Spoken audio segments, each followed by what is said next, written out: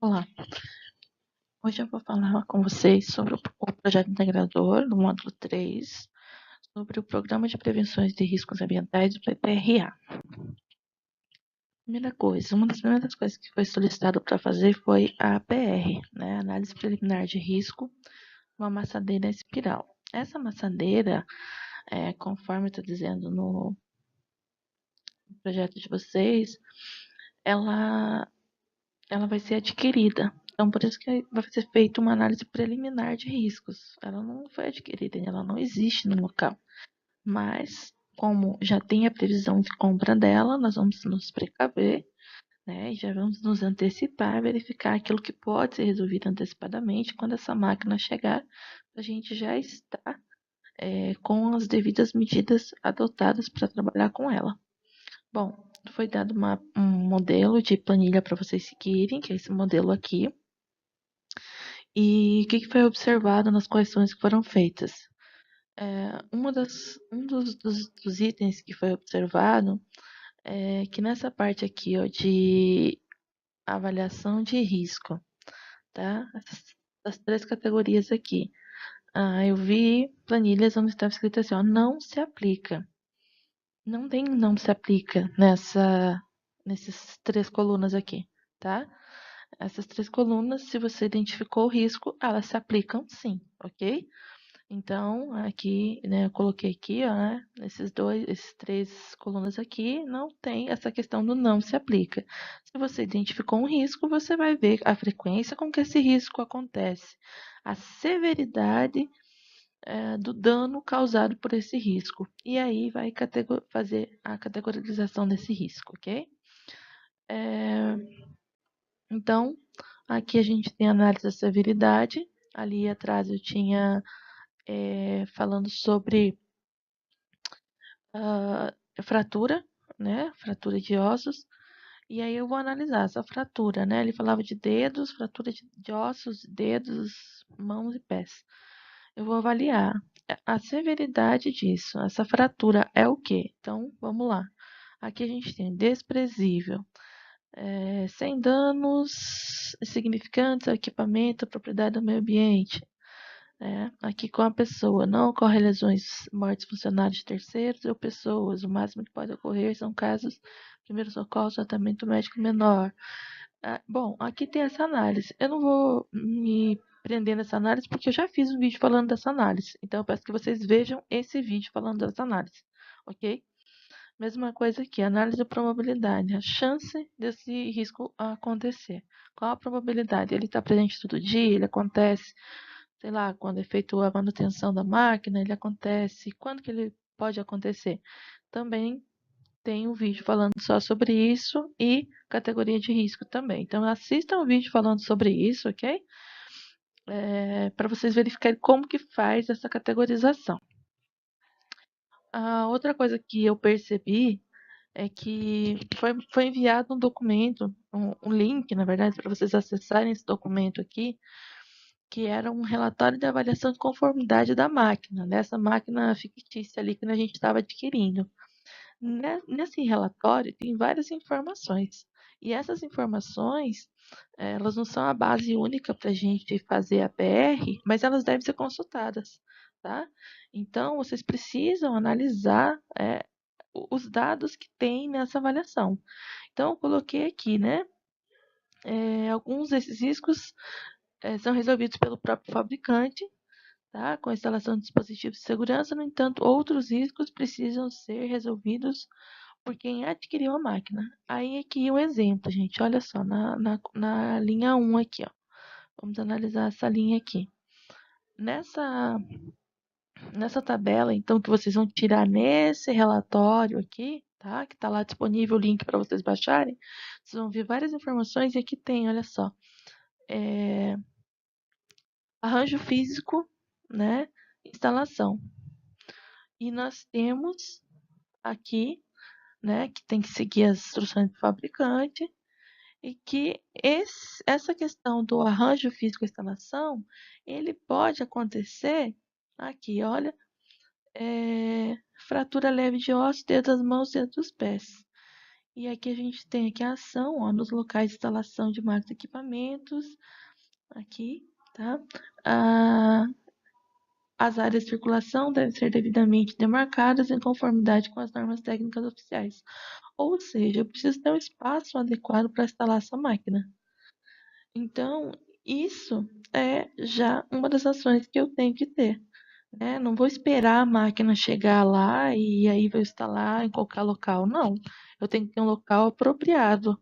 Então, eu preciso ver, né? Aqui fala, ó, deve seguir as instruções do fabricante e as normas oficiais. Então, eu tenho que ver o que o fabricante fala, o que as normas falam para instalar essa máquina corretamente.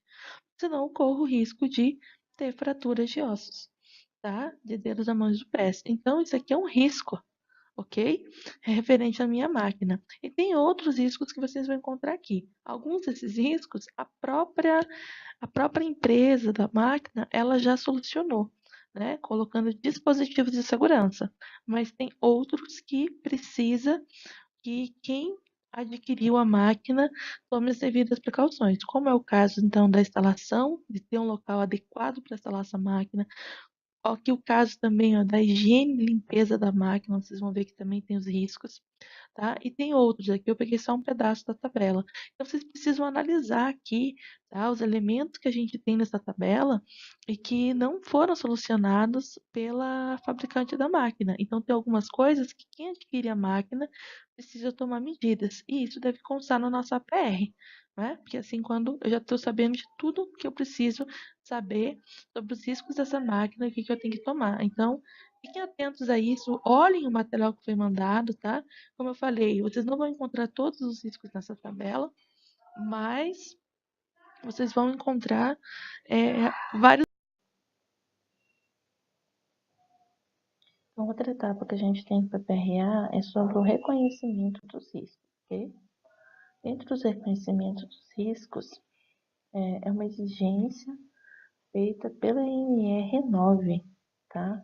Que é a que trata do PPRA. Então,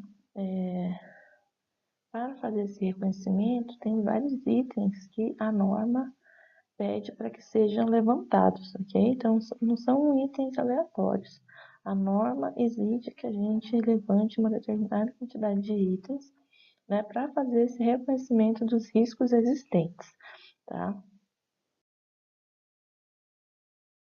Bom, quais são os itens que a norma, então, ela exige que sejam feitos? Aqui, a gente tem na lateral colorido, eu coloquei, olha, o item 9.33 da norma, onde nós temos aqui, reconhecimento dos riscos ambientais deverá conter os seguintes itens, quando aplicáveis.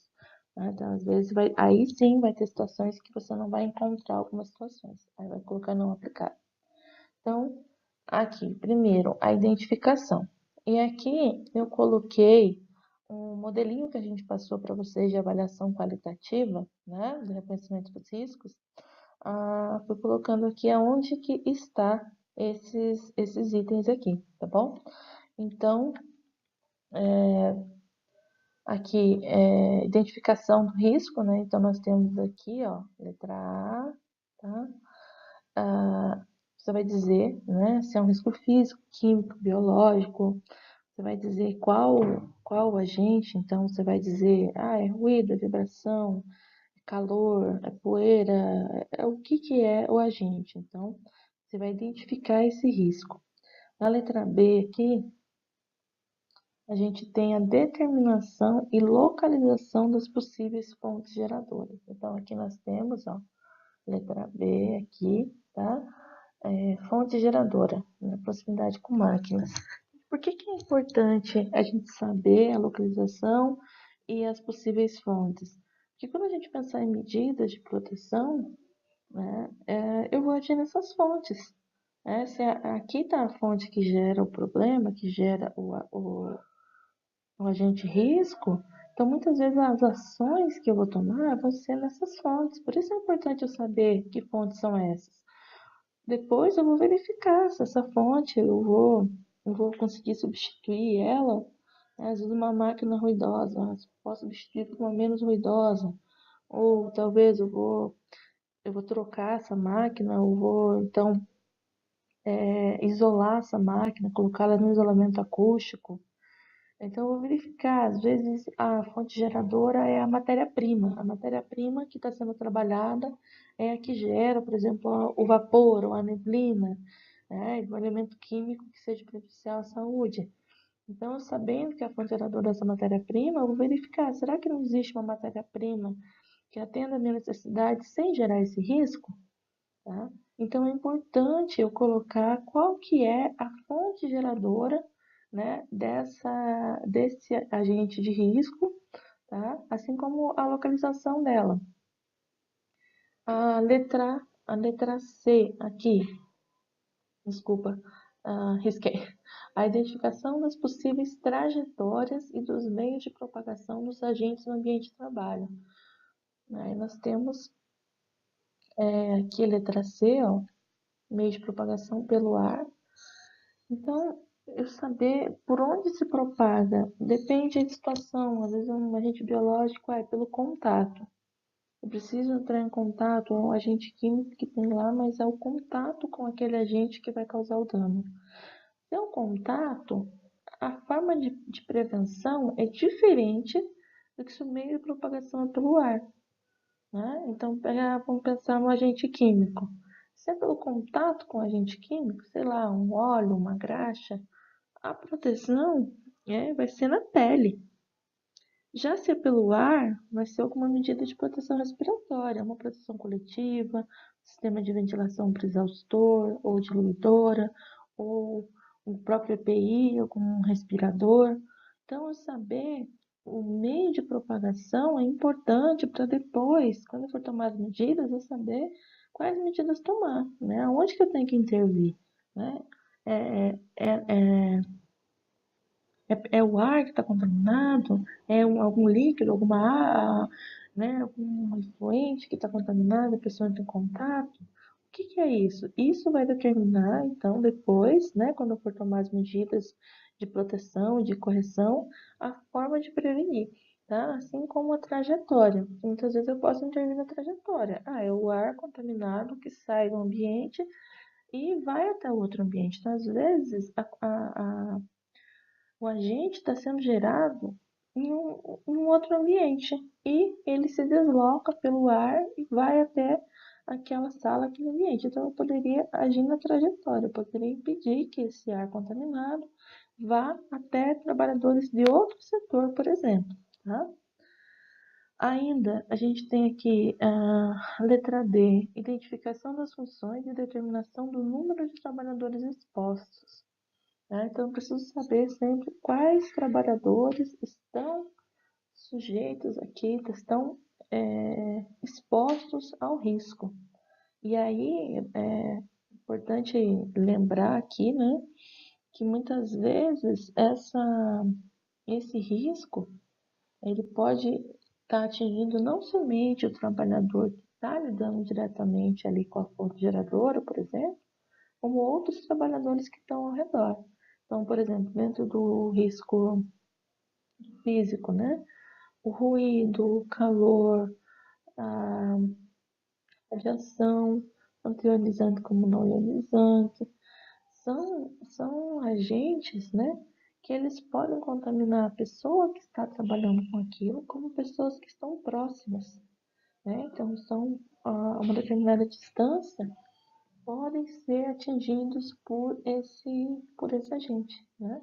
Assim como também os químicos, né? Poeira, névoa, fumos, eles podem atingir tanto o trabalhador que está trabalhando diretamente ali com a fonte geradora, como também com outros trabalhadores que estão naquele ambiente, aquele material, aquele agente chega até esse trabalhador. Então você vai identificar quais as funções e quantas pessoas estão expostas a esse risco. Aqui na letra E, caracterização das atividades e do tipo de exposição. Aqui a gente tem a letra E. Isso aqui é super importante, né?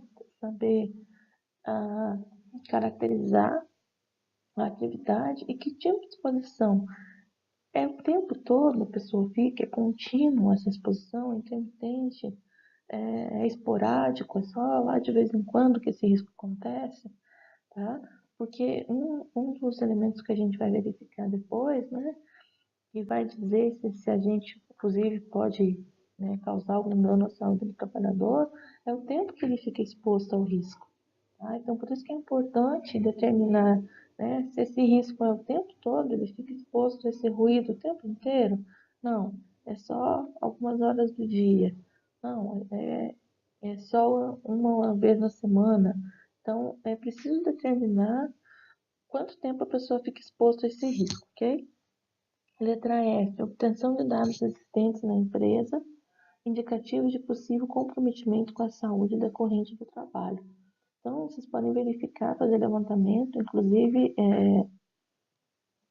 na estatística da empresa, né, afastamentos que já aconteceram, já ocorreram, né, pessoas que adoeceram devido a riscos existentes no trabalho. Então, muitas vezes, né, existem algumas situações que a pessoa leva um tempo para adoecer, mas ela adoece, é caracterizada pelo trabalho, e aí fica já esse dado, né, de que aconteceu esse risco na empresa, ele pode estar presente lá, então é um indicador, né? A letra G aqui, a gente tem os possíveis danos à saúde relacionados aos riscos identificados disponíveis na literatura técnica. Aqui é importante, tá? É importante fazer esse levantamento desses dados e não fazer esse levantamento superficial, que muitas vezes é colocado, né? Então, ali, ruído, perda auditiva. Na verdade, o ruído não é só perda auditiva. Se vocês fizerem análise, vocês vão verificar que tem bem mais elementos que causam isso, tá? Bem mais danos à saúde que provoca, né? Irritabilidade, não conseguir dormir direito, zumbido. Então, são vários elementos que podem ser ocasionados pelo ruído, tá? E até alguns desses danos ali, você vai perceber até com mais frequência que a perda auditiva. Por exemplo, a perda auditiva, né? Se não for para um exame, fazer a audiometria, a pessoa mesmo perceber que ela está com perda auditiva, demora um certo tempo. Geralmente ela vai perceber quando ela já tem uma perda bem significativa da audição. E aí é irreversível. Agora, alguns outros fatores, né, como, por exemplo, eu falei para vocês, o zumbido, irritabilidade, entre outros, você consegue perceber com antecedência. E aí você consegue verificar muitas vezes que tem trabalhadores que estão sentindo isso e que eles podem estar expostos a esse risco. Então, é importante aqui você levantar todos os danos que realmente esse risco pode ocasionar para a saúde do trabalhador. E aí, aqui na letra H, a gente tem a descrição das medidas de controle já existentes. Então, às vezes você tem um risco lá, algumas medidas já foram tomadas, você vai levantar essas medidas. Por quê? Ah, o ideal é avaliar se elas estão sendo eficazes realmente, né? Se já estão sendo suficientes. E caso não seja, né, você vai avaliar o que você pode fazer para complementar, para melhorar esse sistema, ok? Então, verifique, esse reconhecimento dos riscos, tá? São vários elementos que você precisa levantar e eles todos são importantes e eles têm um porquê, tá? Tem um porquê de cada um deles, o porquê que eu tenho que avaliar cada um deles, eu tenho que descrever cada um deles aqui. Panfleto sobre intoxicação por produtos de limpeza e suas interações. Então, outro elemento que foi solicitado para vocês, né, era para fazer panfletos sobre isso. Então, informações sobre os produtos químicos. Muitos produtos químicos que são utilizados no cotidiano de trabalho podem representar um grande perigo para as pessoas. E sua utilização incorreta pode causar diversos tipos de doenças ocupacionais e transtornos ao meio ambiente. O local onde esses itens são guardados e a forma como preservados também são itens fundamentais para garantir a segurança de todos. Mas como saber quais são os perigos e onde conseguir as informações sobre os produtos químicos utilizados na empresa? Então, por mais que a sua empresa ela não seja uma empresa fabricante de produtos químicos, mas os produtos químicos que por ela são utilizados podem causar risco à saúde do trabalhador, tá? E aí eu preciso saber que perigo cada um desses produtos, né, eles trazem. E uma forma de você conseguir isso utilizando, verificando se esses produtos aqui, eles têm a chamada FISP. que é uma ficha de informações sobre produtos químicos. Tá? Os produtos que são considerados perigosos, eles obrigatoriamente precisam ter essa ficha, tá?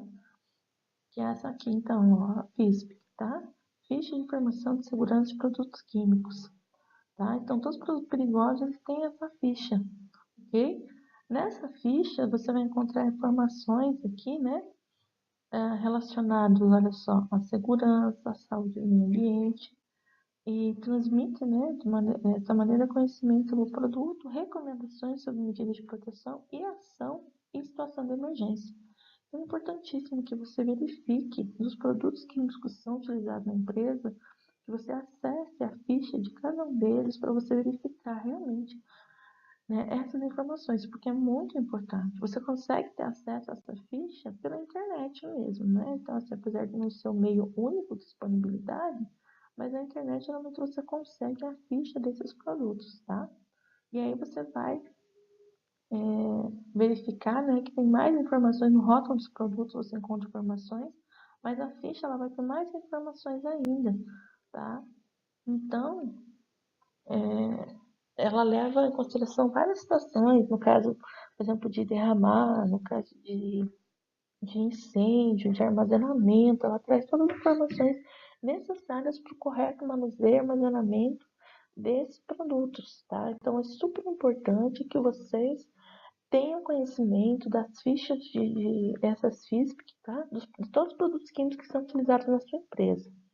E aí eu coloquei aqui a informação, ó, na NR1 a gente tem um texto que diz assim, ó, cabe ao empregador, letra C, informar os trabalhadores os riscos profissionais que possam originar-se no local de trabalho. Então, sendo assim, fica evidente que o empregador deve informar os riscos a que o trabalhador será exposto na realização de suas atividades. Isso inclui os riscos originados no manuseio de produtos químicos. Tá? Então, pegue essas fichas, leiam, verifique as informações. Lá vai estar dizendo que EPI que tem que utilizar, no caso de um acidente, o que você deve fazer, né? A maneira correta de agir. Está todas essas informações lá. Então, é super importante que vocês realmente busquem essas informações, tá? Então, aqui a gente tem, ó, são 16 itens que tem dentro de uma FISP, né? Identificação do produto da empresa, identificação do perigo, composição, medidas de socorros, combate a incêndio, vazamento, tá? Informações psicológicas, então tem várias informações aqui, tá? Essenciais que a gente precisa saber sobre os produtos que tem lá na empresa. Então, acessem a FISP de todos os produtos, passem essas informações para o trabalhador. Verifiquem, né? Façam passem, informam para eles do risco, a forma, a maneira correta de trabalhar, de manusear, de armazenar, tá? Passe as informações para o trabalhador. Outra questão que foi solicitada, a simbologia de risco dos rótulos, né? Que foi pedido para vocês fazerem os cartazes. Essa simbologia, né, a gente tem essas figurinhas aqui que são chamados pictogramas. Então, os rótulos, né, eles trazem informações importantes, assim como tem a FISP, e no próprio rótulo vai ter informações. O pictograma é um tipo de informação que eles são sinais que, através de uma figura ou um símbolo, permite desenvolver a representação de algo. Mas, para ter utilidade, o trabalhador precisa entender o que cada pictograma representa. Então, aqui, olha só, nós temos, né, eu coloquei alguns pictogramas aqui, mas não adianta o trabalhador ver isso aqui se ele não sabe o que significa.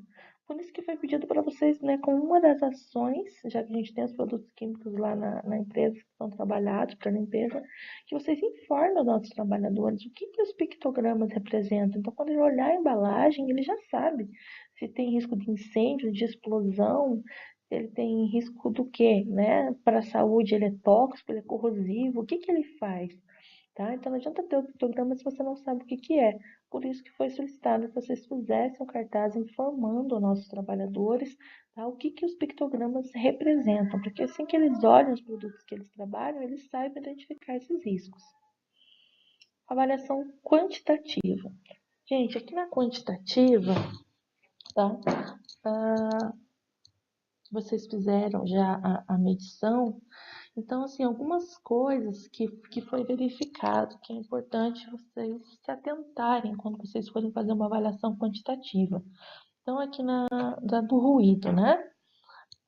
Uma das coisas que foi solicitado é o setor, né, ou o grupo homogêneo de exposição. Mas o que que é o grupo homogêneo de exposição? É super importante que vocês saibam o que que é, né? Esse grupo, ele basicamente, ele serve para facilitar o mapeamento dos riscos ambientes físicos da empresa, onde os trabalhadores exercem atividades em ambientes de risco semelhante. Então, aqui tem essa gravura aqui da internet, mas achei bem interessante, né? Que fala assim, facilita a elaboração do PPRA, precisa, né, para formar esse grupo, estar exposto ao mesmo agente de risco, mesmo nível de intensidade de exposição, mesma carga horária de exposição, utilizar os mesmos equipamentos de proteção, mesma medida de proteção, independente da função, independência do RH. Então, muitas vezes você tem um grupo de trabalhadores que ele está exposto exatamente aos mesmos riscos. Ele tem a mesma proteção, ele é a mesma carga horária, ele está exposto aos mesmos agentes. Então, ao invés de eu fazer uma análise, por exemplo, uma quantitativa de cada um desses trabalhadores, eu não tenho necessidade de fazer de cada um deles. Eu posso fazer de, né, um representante do grupo, tá? Em vez de eu fazer de todos. Por quê? Porque a exposição é a mesma. Mesmo agente de risco, a mesma intensidade, a mesma concentração, mesma proteção, tudo igual, tá? Então, aí, nesse caso, eu formo esses grupos homogêneos e eu faço avaliação por grupo e não mais para cada indivíduo do grupo. Então, isso facilita na hora da elaboração do PPRA, tá? Outro dado que a gente tem lá na avaliação quantitativa é sobre a atividade. Por que é importante saber a atividade? Como que ela influencia? Gente, é super importante você conhecer a atividade, saber como que é, né? Para avaliar. Às vezes você chega lá, o trabalhador está fazendo uma determinada função, e você vai fazer a avaliação. Mas aquilo não é o que ele faz todo dia, aquilo não é o que ele faz o dia todo. Aquilo varia ao longo do dia. Então eu preciso saber que variação é essa, né? Ele fica quanto tempo em cada função, né? Para poder avaliar até se eu, né, como que eu vou fazer a medição, como que eu vou calcular, que no caso do ruído, como que eu vou fazer a parte da dose, né? Quanto tempo que eu tenho que deixar ele com o equipamento, tá? Então eu tenho que conhecer a atividade do meu trabalhador para poder fazer a avaliação correta, tá? Para poder avaliar significativamente a atividade dele. Outra questão aqui é a descrição do local. Por que eu vou descrever o local? Como que ele influencia na exposição desse risco? Então, se eu tenho um ambiente a céu aberto, se eu tenho um ambiente fechado, né? Eu tenho que descrever aqui como que é esse ambiente. O próprio ambiente, ele pode propagar o som, aqui no caso do ruído, de maneira diferente, tá? E ele também, depois, né, ele pode, eu sabendo como que é esse local, identificando que tem um ruído acima, o próprio local de trabalho, ele pode ser modificado, colocar um isolamento acústico, colocar materiais diferenciados que possam amenizar esse ruído no ambiente. Então é importante eu descrever como que é esse ambiente, se é céu aberto, é fechado, qual que é o pé direito dele, são fatores que influenciam ali, né, na propagação do ruído.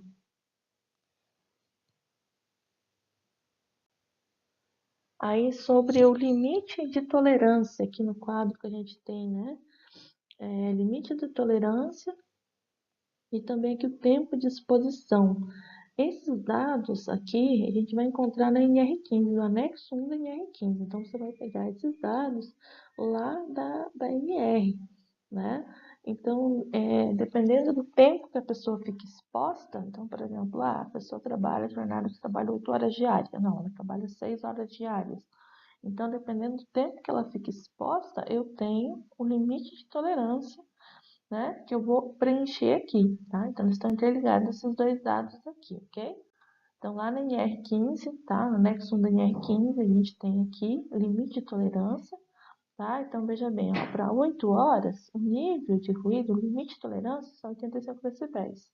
Para 7 horas é 86 decibéis e assim vai. Então, para cada tempo aqui a gente tem um limite de tolerância, tá? Então, esses dados aqui são tabelados na NR15.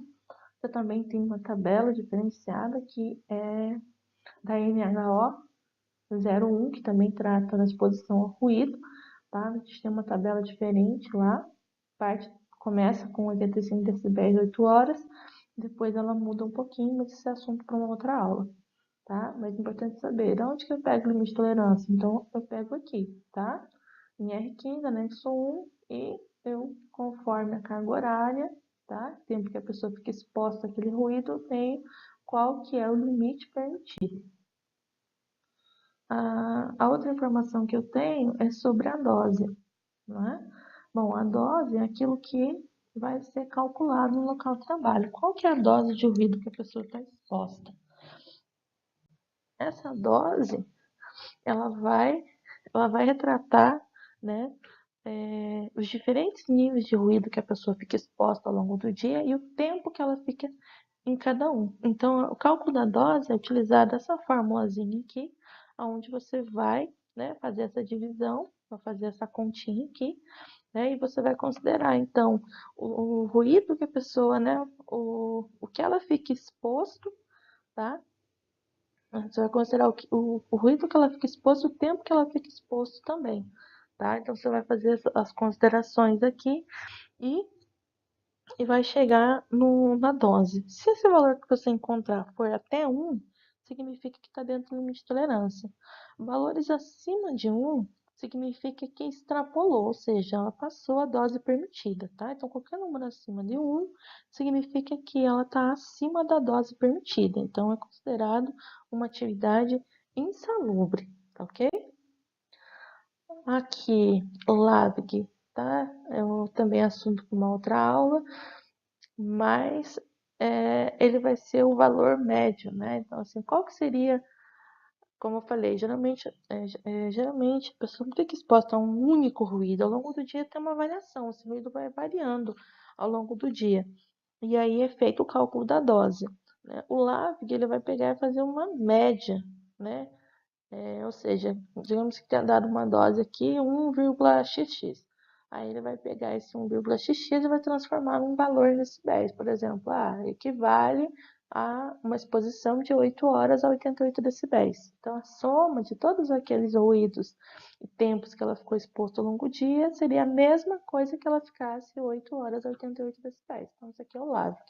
A gente vê isso melhor numa outra aula, ok? Bom, aqui, equipamentos geradores de ruídos. Então, você vai relatar quais equipamentos você tem no ambiente que estão gerando esse ruído, até porque você vai utilizar essa informação depois para adotar as medidas de proteção adequada, tá?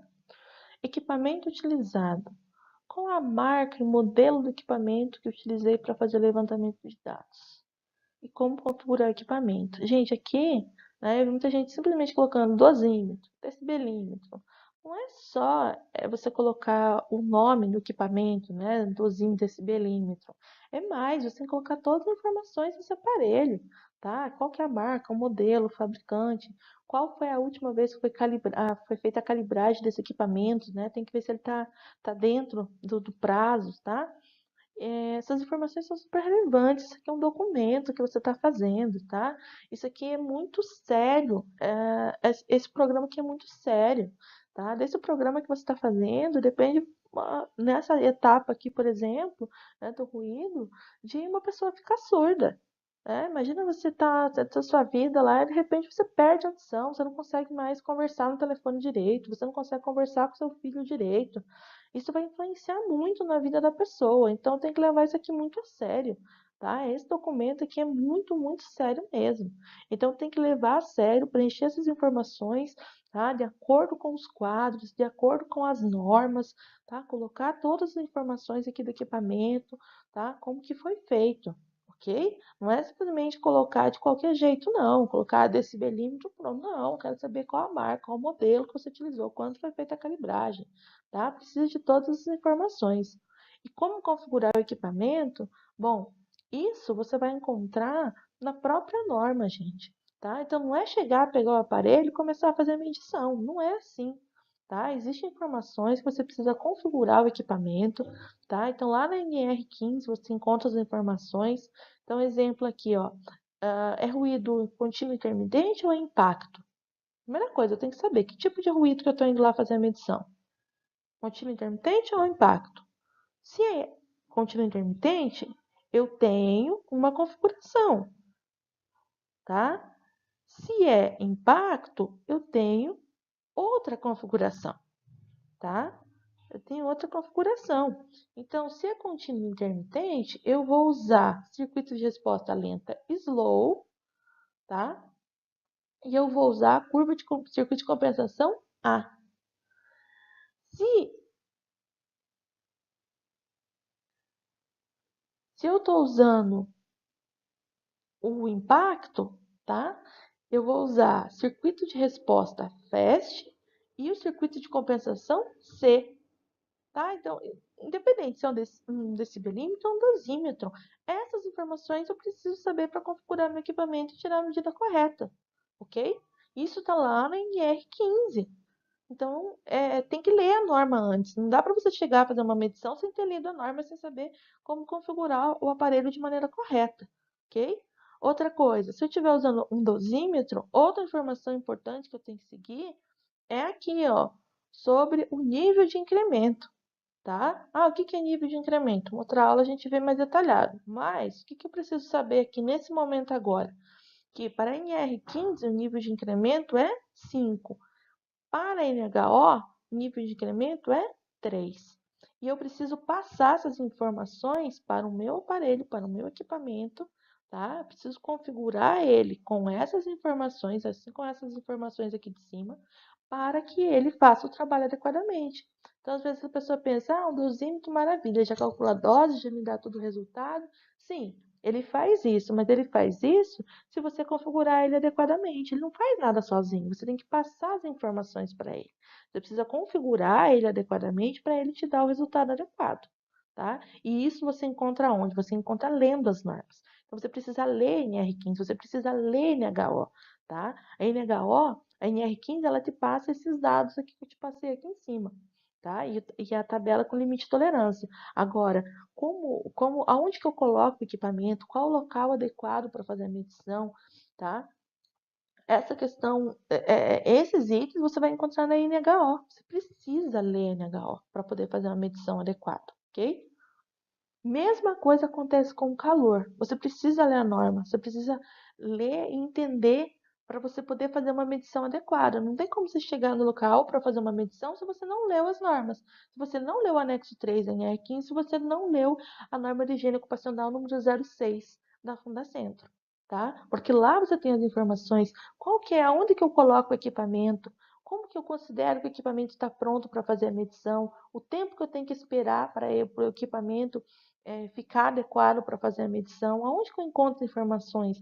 Nas normas. Você precisa ler as normas, senão você não vai saber fazer, tá? Então aqui, mais uma vez, a gente tem setor, grupo homogêneo, como eu falei. Se você tem um grupo homogêneo, você não precisa fazer de todo mundo daquele grupo. Você pode escolher as pessoas que você vai fazer ali, né? Isso facilita muito, mas precisa montar o grupo homogêneo corretamente. A atividade. Por que é importante saber a atividade? Por que eu tenho que saber a atividade dessa pessoa? Tá? Na questão do agente calor, é importantíssimo você descrever detalhadamente essas atividades, porque a atividade ela influencia diretamente, tá? Nessa questão aqui, ó, tá? Do tipo de atividade. Tá? Então, assim, se eu não fizer essa coleta de informações corretamente, eu não vou saber dizer esse tipo de atividade. Então, eu tenho que saber exatamente o que a pessoa faz e quanto tempo ela faz. Tá? Às vezes, ela faz mais que um tipo de atividade. No nosso caso, a padaria, amassando pão. Quanto tempo que você fica amassando pão? Dentro de uma hora. O calor a gente calcula por período de uma hora. Dentro de uma hora, quanto tempo que você fica amassando pão? Quanto tempo que você fica colocando pão? Quanto tempo fica sentado esperando o pão assar? Né? Eu preciso saber todas as etapas, tá? Quanto tempo que a pessoa faz atividade mais leve, mais pesada? Eu preciso saber as atividades que ela faz e quanto tempo que ela faz cada atividade. Isso vai influenciar diretamente no meu resultado, tá? Então você tem que perguntar para a pessoa, tá? O que que você faz? Como que é, tá? Para você entender, para você poder depois chegar nesse dado aqui, ó, para você saber se ele é leve, moderado ou pesada, tá? Para saber essas questões, você precisa saber a atividade, precisa saber o tempo que ela fica fazendo cada uma das atividades, ok? Outra coisa aqui, ó, TBN, TG, TBS, BOTG. O aparelho ele vai te dar essas informações. Agora, por exemplo, TBS, eu preciso sempre do TBS? Está na norma. A resposta a isso está na norma. Não, eu não preciso sempre do TBS, tá? Você tem que olhar lá na norma e verificar quando que eu preciso do TBS e quando que eu não preciso do TBS. Eu não vou falar. Você vai olhar lá na norma, lá no anexo 3, e você vai identificar essa informação aqui, ok? Aí aqui, então, o tipo de atividade, né? E a taxa de metabolismo, de onde vem essas informações? Bom, parte dela eu vou pegar aqui, eu preciso saber a atividade que a pessoa faz. E aí, da onde que eu vou retirar os dados?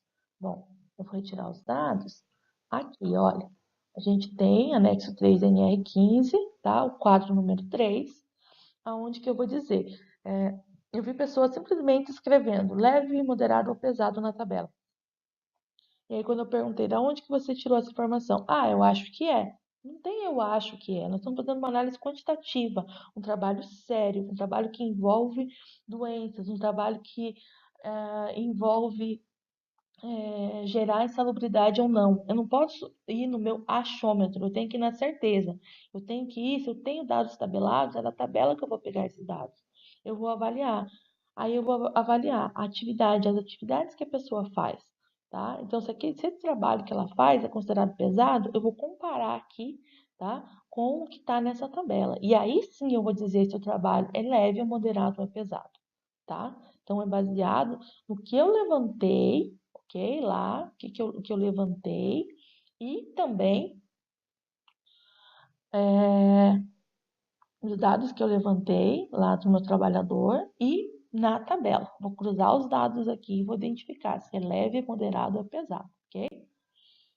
Ah, aí, quando a gente tem um trabalho que a pessoa fica o tempo todo no mesmo ambiente, né? O mesmo ambiente de calor, sem sair desse ambiente, o que eu vou verificar aqui?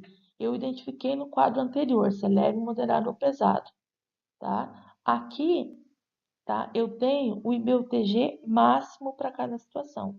Se o trabalho dela é contínuo, aí lembra que eu falei dos tempos que ela faz cada trabalho, que é importante? Então, ó, se o trabalho dela é contínuo, eu vou entrar nessa primeira coluna aqui. Se ele for leve, o máximo IBUTG vai ser 30, se for moderado, 26,7, se for pesado, 25.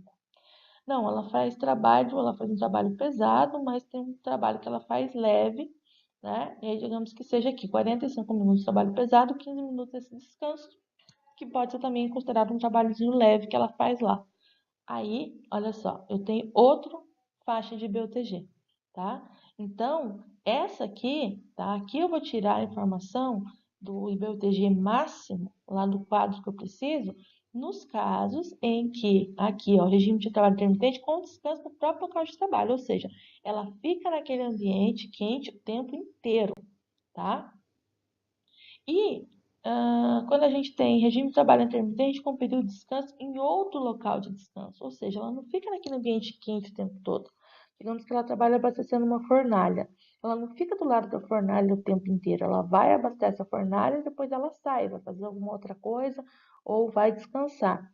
Nesse caso, onde que eu vou tirar o IBUTG máximo vai ser desse outro quadro aqui. Tá? Então, é nesse quadro aqui que eu vou pegar o IBUTG máximo, tá? E aí vai ser de acordo com o quê? Vai ser de acordo com a taxa metabólica. E aí, essa taxa metabólica a gente precisa calcular, tá? Então, eu vou calcular a taxa metabólica, tá? Utilizando as informações que eu coletei do meu trabalhador, vou pegar aquele quadro 3, vou verificar a taxa metabólica, mas nesse caso eu tenho taxas metabólicas diferentes, ela faz mais que uma atividade. Então, eu vou calcular a chamada taxa metabólica ponderada, tá? E também BUTG é diferente, por quê? Porque estava falando ali que ela não fica o tempo todo no mesmo local. Então, exemplo da fornalha, ela vai, abastece a fornalha, quando ela está abastecendo a fornalha, ela está num ambiente muito quente, mas depois ela sai e vai para um outro ambiente com outra temperatura, tá? Então, eu vou calcular também o IBUTG ponderado. Com essas informações, eu vou entrar no quadro 2 e vou verificar se meu trabalhador está numa condição insalubre ou não, ok? Vou falar, então, em relação a fazer o cálculo com exemplos, eu faço uma outra aula futuramente sobre isso. Mas o que precisa entender aqui, né, é que a gente precisa fazer o cálculo das informações, ok? Olha só, fiz o cálculo, né, vamos supor que o meu cálculo tenha dado 300. Aí eu tenho que o BUTG máximo é 27,5. Eu calculei o BUTG, deu 28. 28 está acima do máximo. Seria uma condição insalubre. Eu calculei BUTG lá, ponderado, deu 25. Nessa situação aqui, 25 está abaixo de 27, então não seria insalubre, ok? Agora, uma outra questão sobre planejamento anual, estratégia e metodologia de ação. Gente, esses itens fazem parte do PPRA, a exigência do PPRA. Aqui, né, eu tenho um quadro que eu passei de exemplo para vocês, onde que a gente consegue já pôr todas essas informações aqui. Então, eu tenho a ação, eu tenho a meta, tá? Eu tenho estratégia e metodologia de ação. O que é estratégia e metodologia de ação? É como que eu vou fazer a minha ação, como que eu vou pôr em prática aquilo ali, né? A prioridade, né? E aqui o período, que seria o meu cronograma. Então, aqui, gente, você vai pôr todas as ações, inclusive as ações de fazer o PPRA. Então, análise preliminar de risco, reconhecimento de risco, avaliação quantitativa do PPRA. Todas as etapas do PPRA vão constar nesse cronograma aqui, tá? Você vai pôr as ações aqui, né? Aqui em ação, ó, você vai colocar realizar análise quantitativa, realizar reconhecimento de riscos, né? Fazer a avaliação, assim como as outras ações que forem, né, julgadas necessárias fazer durante esse período. Então, por exemplo, vai instalar uma proteção coletiva, a instalação de exaustor, treinamentos, tá? Aquisição de EPI não sei o quê, né? Digamos que um EPI que não seja utilizado ainda, você vai colocar que vai adquirir o EPI, então que vai instalar uma determinada proteção coletiva. Então, todas as ações, tá? Campanha de não sei o quê, de prevenção, você vai colocar aqui todas as ações que vão ser realizadas durante o período de validade do PPRA. Quanto tempo que um PPRA fica ativo? 1 ano. 1 ano. Depois de 1 ano, você faz uma análise, né? A partir de 1 ano, você precisa fazer uma análise global dos PPRA e rever as suas metas e ações.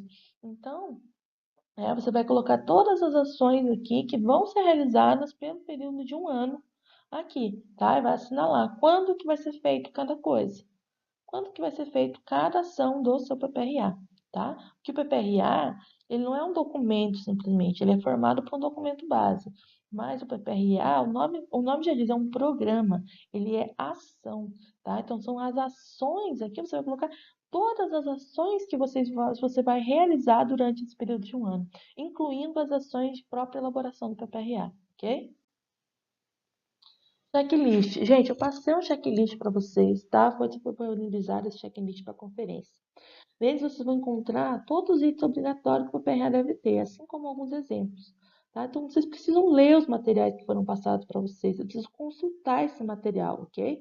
É super importante. Esse checklist, né, levou um tempão fazer checklist para vocês. Lá você tem todos os itens e tem, inclusive, a multa, tá? Que esse item geraria. Tá? Então, se vocês vão ver lá no checklist, cada item, eu não fiz a estratégia, metodologia de ação. Você vai ver qual que é o valor da infração. Se você fosse autuado por um auditor fiscal do trabalho, qual que era a infração que a empresa levaria por não ter feito esse item.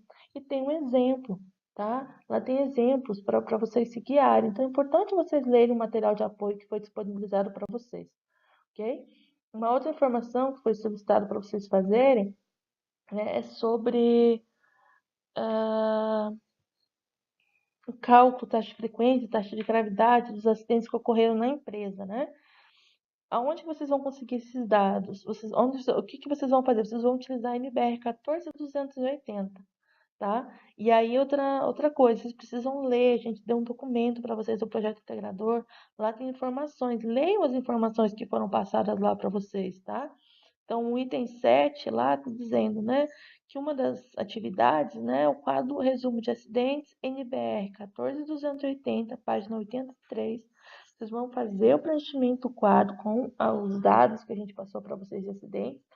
E na própria norma vocês encontram como preencher cada campo, tá? Mas se vocês tiverem dificuldade, vocês vão nos procurar, tá? Esse é o quadro, tá? Que vocês vão achar lá na página 83.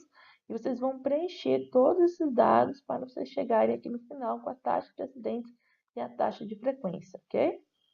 Então, Por enquanto é isso.